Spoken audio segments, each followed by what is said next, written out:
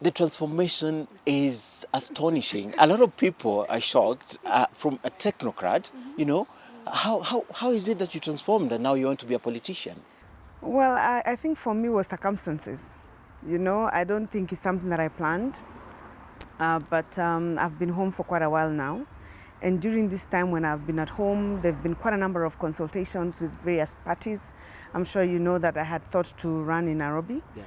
And the minute I was requested and I said I was considering, people up country actually realized that I could consider representing them at the governor level in Kirinyaga. And so there's been quite an amount of pressure from the grassroots for me to stand up, and especially from Kirinyaga. So that is how I eventually got convinced. But your peers, Anne, your peers looking at you, this is a professional, this is someone we don't know for making noise in podium.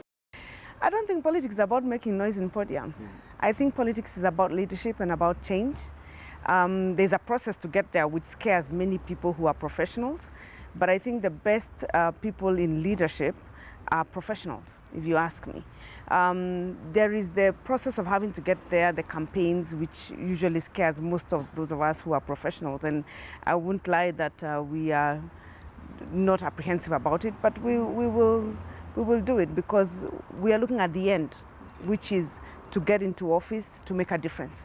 And there's no other route to get there. All right. The other thing is that when you're a technocrat, and this was my experience, you come and you're appointed, and so you do not have any backing from the grassroots of people who can back you.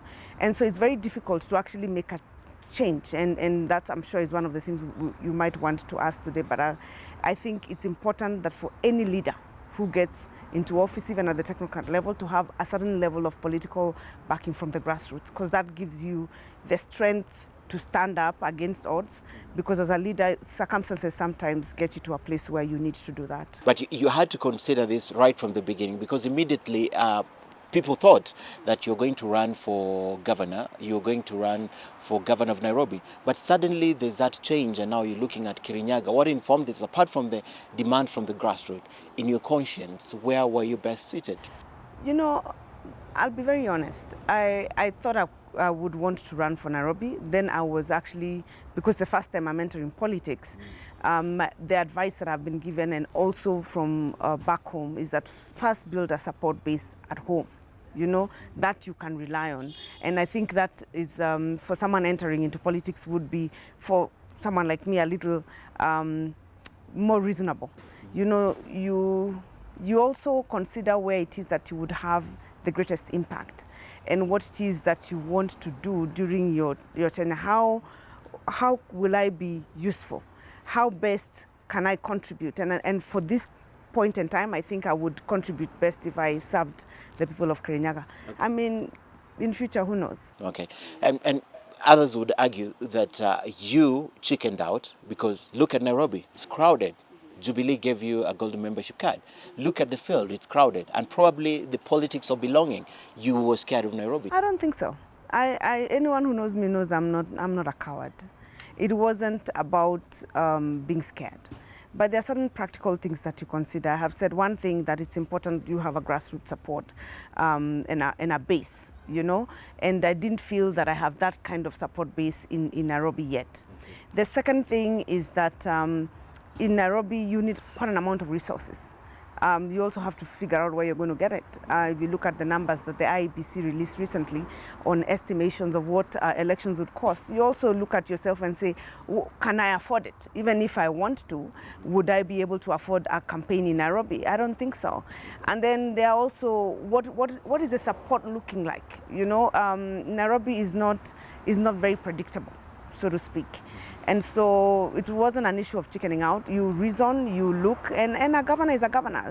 There's no governor who's more senior than another one. A governor of Nairobi, of Migori, of Kirinyaga, of Mombasa is a governor, and they're all at the same level. So you look at that and then look at where is it that I can contribute the most, and that's where you go. Those who pushed you in Nairobi, the women you met, the leaders you met, what have you told them?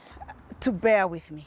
Because even at that time, I told them I will think, and I will consult, and then I will make a decision. And I have made a decision, and I'm sure they would understand. Of course, I'm sure there are a few who are disappointed, but they will see that it's actually for the best. One of the hurdles that you have to jump before you run for Kirinyaga is clearance from the EACC, and you have had not once, not twice appearance at the EACC. Have you been cleared by the EACC? I find it very interesting because I actually, if you remember, we've had these conversations before. At first, I'm the one who whistle blew on NYS, right? And I still maintain that I'm a whistleblower. In fact, in one of the cases that's going on, I'm a prosecution witness. Okay. Actually, 2 cases. Now, after that, there was the issue of the sweeping of my house, and then after that, there was the Kafura affidavit, and of course, all of that, by the way, Ken, I think I should take this opportunity to say it was orchestrated. Somebody wanted me out of office. I mean, they worked to make sure that I got out of office. It was a cartel that was upset that I had blocked their source of livelihood, I guess.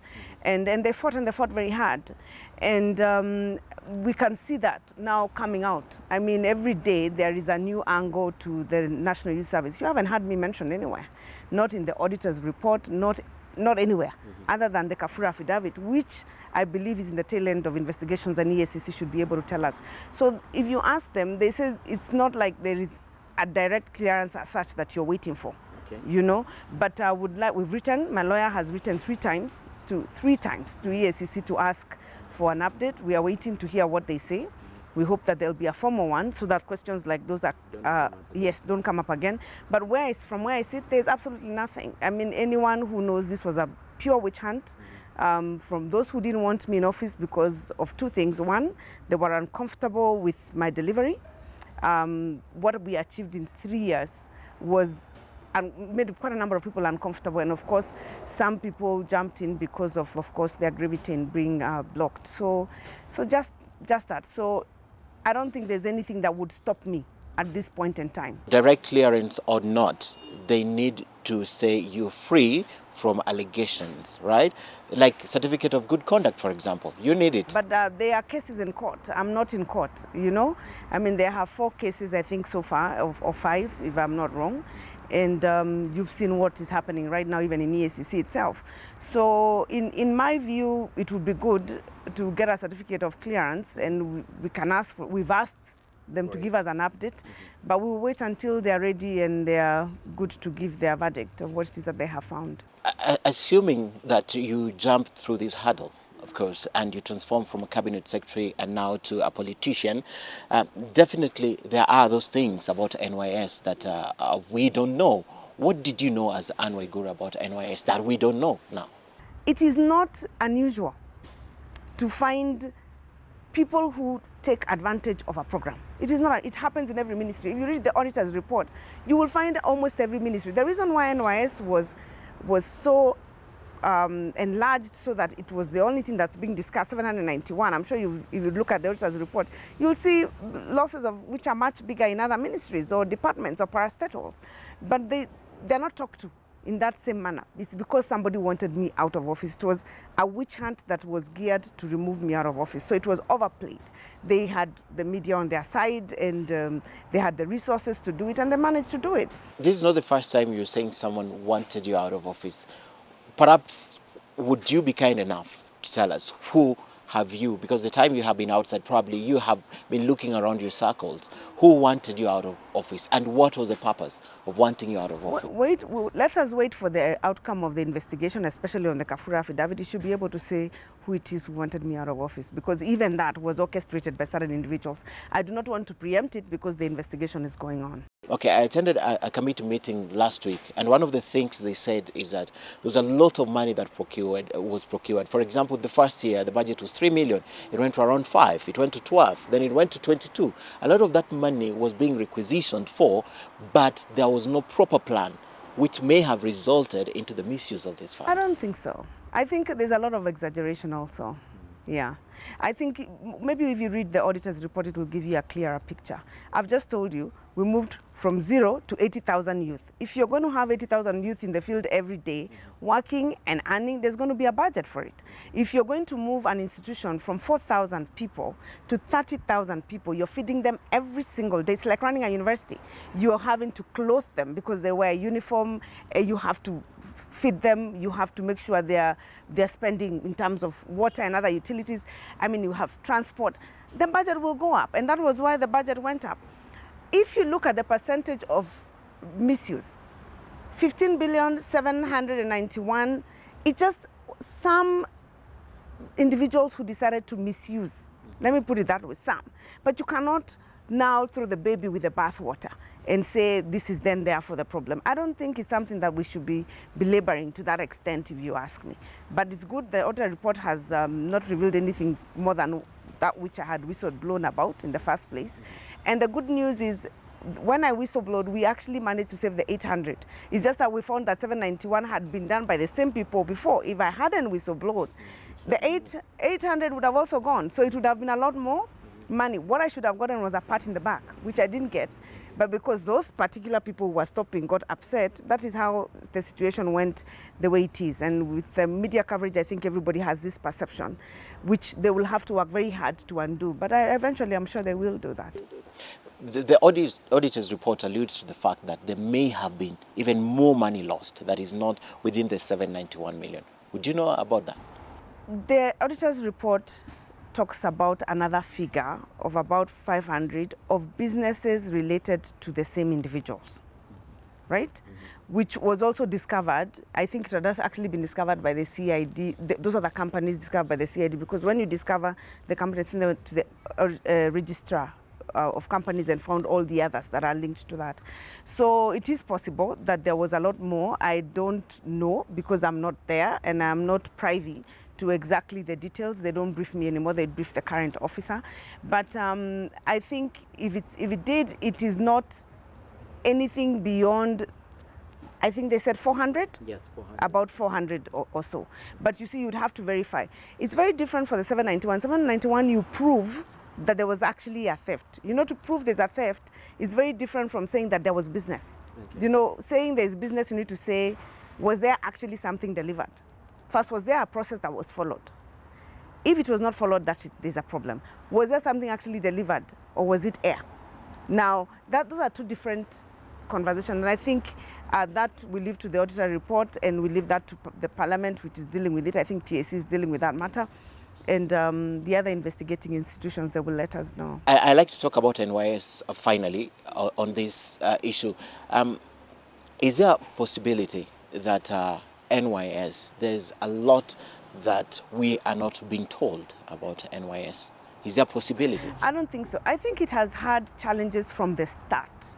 I don't think their challenges were this year's. I think administratively there have been challenges even from before, right? I don't think there's anything spectacular that is not being said, because the Auditor General would have found out these are neutral investigating offices. They are not anybody's, they don't report to anyone. And if they didn't say anything, then there can't be anything. Let's talk about your campaigns now. Let's talk about your campaigns. Campaigns generally are very, very expensive. Yes. And you leave an institution whereby you took responsibility for what happened. That's why you had to leave. I resigned on health reasons. You resigned on health reasons, yes. But we have already spoken about the attempts to hound you out of office, the persons with vendetta against you to get you out of office, and eventually you left the office. At the back of people's minds, they see Waiguru, they see 791 million, regardless of whether you touch it or not. Now the question is, you're running for office. Campaigns generally are very expensive. What do you think people are going to associate you with? The theft of the funds? That is not going to stop me. Let's be clear. I do not have 791. The 791 perpetrators are in court, okay? Let's be clear, because I've never spoken about it as a technocrat. Yes. Now I have changed sittings. I do not have a single shilling that belongs to anybody. Okay. Let's be very, very clear about that, okay? So that is not going to, I'm not going to carry a burden that I don't have. Do you understand? I will not. Now, I left office because of their witch hunt. That will not stop me from moving from here to my next level. Okay. Do you get what I'm saying? Because if I say now, because people will perceive, people will always perceive, even if you haven't. When you go into the political arena, they will have to look for something, because it is a competition. People will say different things, you know? But if there's no evidence and you haven't done it, you know? Unless someone else says something completely different. So that cannot be the basis on which I run or not run. It doesn't bother you at all that your competitors will be using it against you on the podium. They will use anything. They will use anything. I was not on the podium. They said it when I was a technocrat. Didn't they say it? They did. Yeah, but I wasn't in politics and I wasn't running. It didn't stop them. You understand? And in politics, people say anything. If you're short, they say you're short. If you're tall, there's an issue with your being tall. If you're fat or thin or rich or poor, there will be something said because it's a competition on political grounds. But I know the people of Kirinyaga. I know them. I have spent a lot of time on the ground. They know what it is that they want and they know why. And I think that is what really matters. It's not what people will say about me or what you will say about me. What is important is that the people on the ground have confidence in you to give you their vote so that you can actually govern and serve them as a governor. And that's the most important thing. So my focus is not on what other people think, it's on what the grassroots think. And I have been on the grassroots. Your conscience is clear on this end. Over 110%. Still, it doesn't make cheap elections of governors. It doesn't make it cheap. You have the resources to run for this. People fundraise all the time, don't they? Fundraisers are done, even for presidential campaigns, they're fundraisers. So we will fundraise. Right. And we hope they will have people of goodwill. I already have people who are proposing to support in kind in terms of volunteering. There are those who are already supporting in terms of saying, I'll give you my vehicle. We have family who's willing to chip in here and there. So yes, it's expensive. And that's, again, I had already addressed the issue of expense as of Nairobi. But you structure your campaign in a way that is cost effective. I'm not going to be in a very expensive campaign. I don't have the resources. But I'm going to go to the grassroots. I'm going to go door to door, from one house to another house, and I will ask for their vote, and I believe that I will get it. One of the reasons when you left office was health reasons. And of course, you said that you are going to ask the appointing authority, the president at that time, to give you lighter duties. In your opinion, being a governor of a county, is it lighter duties? It was health reason then. It's almost a year, Ken. Okay, yes. Yeah. I mean, you don't stay sick forever. When you get a flu, you take a sick off and you go back to work. Do you change jobs? No. Exactly. It's going to be hard work, but I'm in a position to do the hard work now. Yeah. Everything constant. When you finally take office, let's talk about your plan to fight corruption, both in the county and nationally, because this is something you know firsthand. You have a front row seat when it comes to issues of corruption. What is your plan? County first and then nationally. I think we'll continue to play our role to make sure that we are pushing for good governance. We have learned that you can pay a very heavy price for it, but I think it is good that I am seen out there having paid the price and still able to stand up and contribute to this country, because, Ken, if we don't do it, we will give this country away.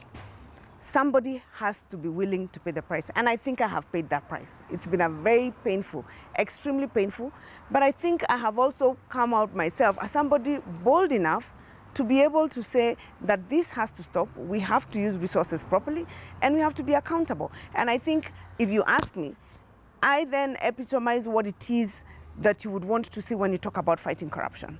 I mean, even if it costs you, because most of the times you assume you'll fight corruption and it doesn't fight back. It fights back, it can cost you, but we've paid the price for it. On issues of accountability, what would you have done differently? Nothing.